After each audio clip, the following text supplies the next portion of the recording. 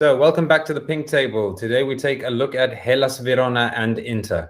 Yeah, and 1 week till kickoff.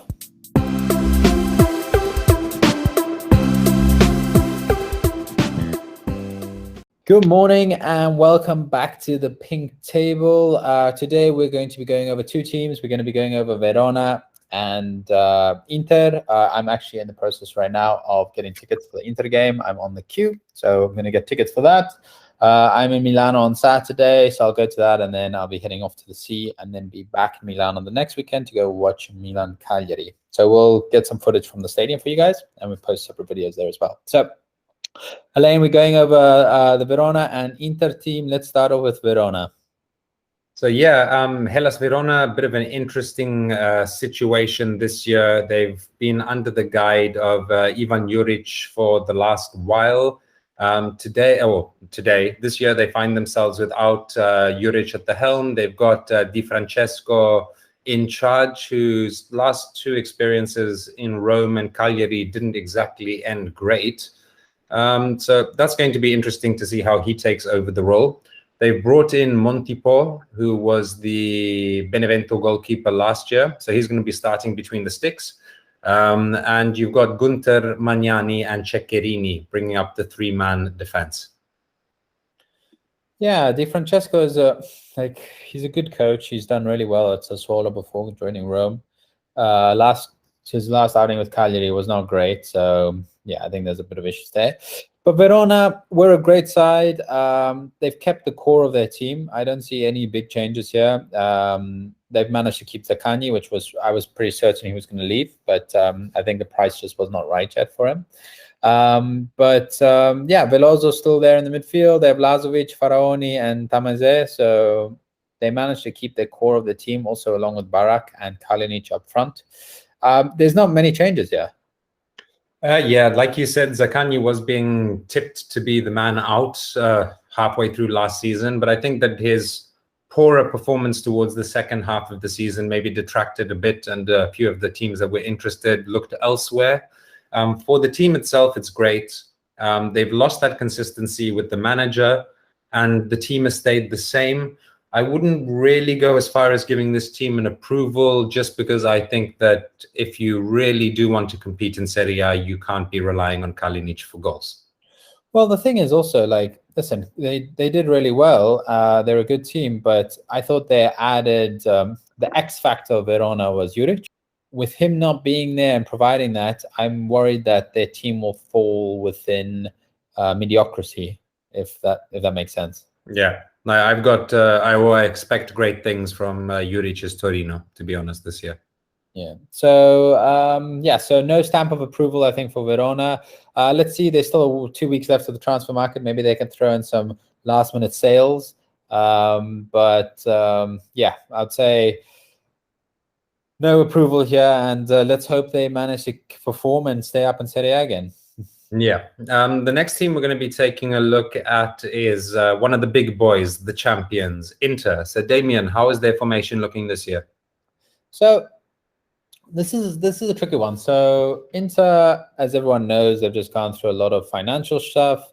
They have just replaced a lot of players. They've got rid of two probably of their best players of last year, Hakimi and Lukaku.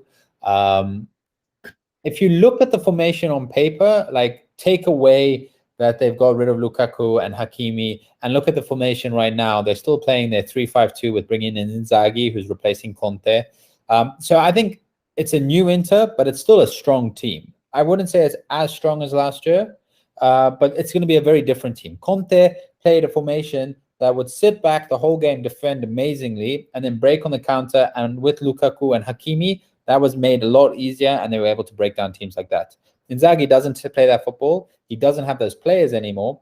So Dumphries, as you can see, is on the right-hand side, taking over for Hakimi. They brought in Dzeko, who's up front, taking over Zapata, which is a very good striker, just a very different striker. Taking over from Lukaku. Who did I say? Zapata. Oh, yeah. So Zapata, on the other hand, is currently in conversations right now with Inter. Apparently, he's agreed contract terms, but Atalanta hasn't agreed yet, so let's see how that evolves. But I would have said Zapata is more of a like-for-like player of Lukaku, not as good, I don't think, but he's same characteristics with the speed and will be able to play on the counter. That being said, Çalhanoğlu's in for Eriksen. Let's see how that fares. He left Milan. Çalhanoğlu definitely skill-wise is a good player. I think there's a lot of emotional stuff behind Çalhanoğlu that can make things go right or wrong. So yeah, it's an interesting team for sure. The changes are going to probably make or break this. I was away this weekend and talking to a friend about football, and an elderly Italian man walked up to us and said, not to eavesdrop, but let me tell you how the season's going to play out. And he told us that Atalanta is going to win the league, and he told us that Inzaghi is going to get fired halfway through the season. So let's see how that plays out. Inzaghi's definitely got some weight on his shoulders. For the first time, he's not coaching in his backyard. So he might find it difficult. Dzeko in attack is definitely a good addition, but I don't think you can replace Lukaku with Dzeko. You're going to need somebody else. Dumphries, look. I like Dumphries. Yeah, he's not Hakimi, but he's a very, very good wing back / right back. So there they might not actually lose out too much. So let's see how this market ends. If they can bring in Zapata, then I don't think that they're considerably weaker than last year. And that's a lot, considering that they've lost Hakimi and Lukaku. Well, and mainly Conte, which is the mentality there. So let's see if Inzaghi can bring that. Also, maybe Lautaro does leave, and that's why they're bringing in Zapata. So it all depends there as well. There's just a lot of, I'm in Milano right now, and there's all the Inter fans, like my hairdresser's an Inter fan, and there's a lot of doubt on what's happening. I think they're just taking it as it comes, but there is a lot of frustration in Inter camp, which I can understand completely. Overall, I think it's a good team. Let's not compare it to last year. Let's just look at it as a new team going into the season.